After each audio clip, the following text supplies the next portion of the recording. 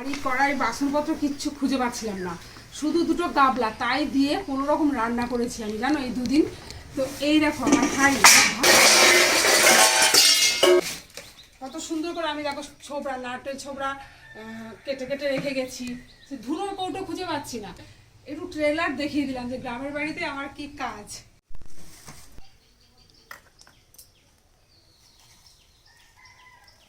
দোকান থেকে একটু ধুনো নিয়ে এলো আমার বর, ধুনো এনে গুঁড়ো করে দিল। তা আমি ভাবলাম ধুনোটা দিয়ে দিই, নইলে বড্ড ছোটো ছোটো মশা বড্ড কামড়াচ্ছে, জানো।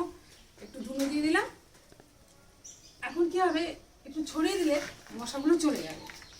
কারণ দীর্ঘদিন সব বন্ধ ছিল তো, ঘর বাড়ি সব দীর্ঘদিন বন্ধ থাকলে কি হয়, সাথে সাথে আবার দেখতেই পাচ্ছ মাটিটা কেমন ভিজে। দেখো, এই দেখো মাটিটা মানে পুরো বারান্দাটা ভিজে একদম। এতটুকুনি জায়গা নেই যে আছে আর কি, বাদ আছে, সবটা ভিজে। তাহলে এই সাথে সাথে পরিবেশে কি অবস্থা হয় বলো তো, এসব জ্বালিয়ে দিলে পোকামাকড়গুলো চলে যাবে। তাছাড়া আরেকটা কি কথা বলো তো, বাড়িতে ধুনোর গন্ধটা একটু দেওয়া উচিত আর কি। ধুনোর গন্ধ দিলে বাড়িটা সুন্দর ভালো থাকে আর কি, শুভ যাকে বলে, শুভ হয়। এই দেখো আমার ধুনো ছিল বন্ধুরা, আমি তোমাদের বললাম না আমার ধুনো ছিল, আমি খুঁজে পাইনি। আর এইটা এখন কিনে নিয়ে এলো, তো কেনাটা হয়ে গেল, আর কি করব, এখন রেখে দিই ঢেলের মধ্যে।